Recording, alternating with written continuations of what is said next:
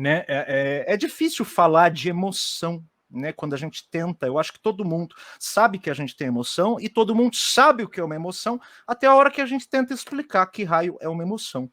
Então, nos meus cursos, eu tenho trazido algumas definições, né, junto, claro, né, das compreensões didáticas. Mas eu costumo dizer, por exemplo, que a emoção é a inteligência do corpo.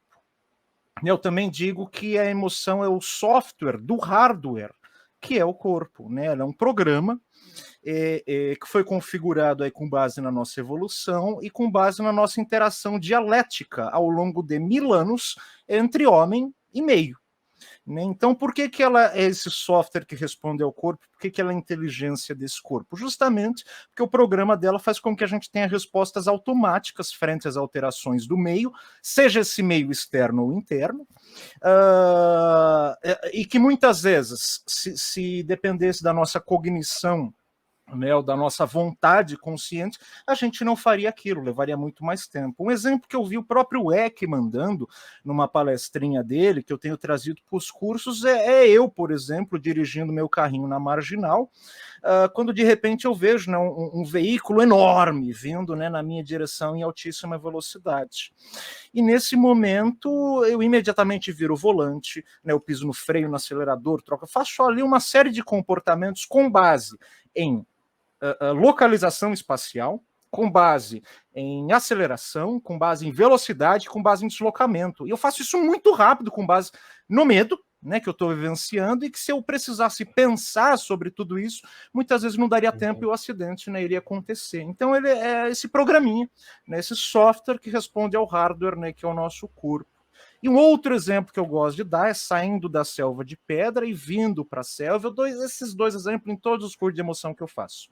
Sou eu, macaquinho, com meus pares macaquinhos na minha tribo primitiva, onde ali eu sinto fome, pego um alimento que eu achei na mata, uma fruta provavelmente, e ao aproximá-la da minha boca, eu percebo que aquilo está completamente podre, eu percebo um aspecto repugnante, eu percebo um cheiro ruim ali, e imediatamente eu atiro aquilo para longe, né? Provavelmente faço uma vocalização, e ao fazer isso, né, eu não estou só me protegendo, mas eu estou comunicando, né, toda a espécie que eles não devem ingerir aquilo. Então, né, o emocional, o estudo emocional é muito mais do que essa detecção de mentira, né? Sobreviver, sobre reconhecer e usar adequadamente as próprias emoções, identificá-las nos outros, né, e também acessar, né, isso é muito fundamental, acessar as próprias emoções quando se quer. Hoje em dia não é tão difícil mudar o estado mental, principalmente com ações práticas, né, e voluntárias. Uma música,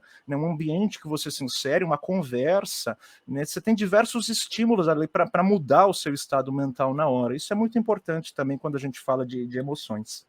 Perfeito. Cara, Legal. se não me engano, foi o Antônio Damasio que ele classificou o processo de cognição em serial e paralelo, que encaixa muito com a emoção. Que em serial é de fato é mais consciência. Aquele processo que você vai, depois vai o outro, vai o outro, vai o outro. Já em paralelo, tudo aquilo que você analisa e percebe tá lá influenciando o processo serial, tá ligado? E faz muito sentido com o processo emocional. Tanto na hora que você manifesta a emoção, quanto você percebe ela. Não, total. A gente chega até a separar didaticamente em cursos chamados componentes da emoção, mas eles acontecem todos em paralelo.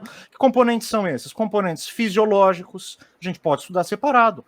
Componentes cognitivos, pensamento, avaliação do meio, efeitos sobre a memória e aprendizagem, a gente pode estudar separado.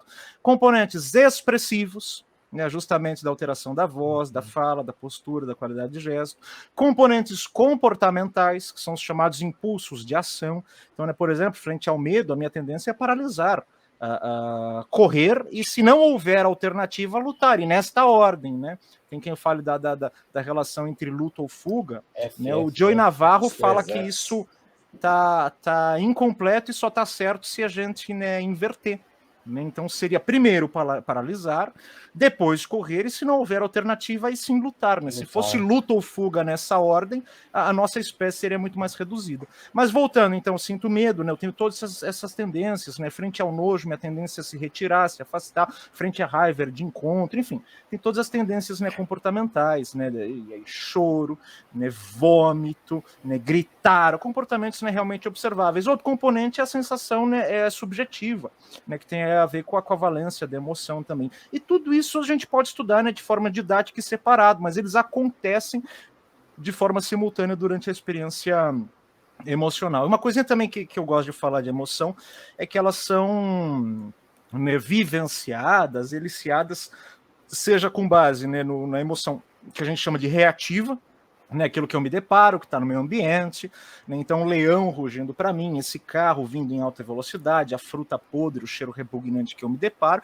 tudo isso faz com que eu me comporte emocionalmente. Ou também, lembrando, resgatando memórias. Eu naquele encontro, eu naquele parque de diversões, eu naquele velório, eu lidando com aquela perda. Ao lembrar das situações, a gente também vivencia emoções, e o mais legal, ao me imaginar em situações, em me imaginar recebendo aquele prêmio ou apresentando aquele trabalho que eu estou inseguro, eu já antecipo essas emoções e vivencio também. Então essas emoções, né, com base no mental, na lembrança e na imaginação, elas são muito úteis na prática clínica, por exemplo. Mais do que essa emoção, às vezes, reativa.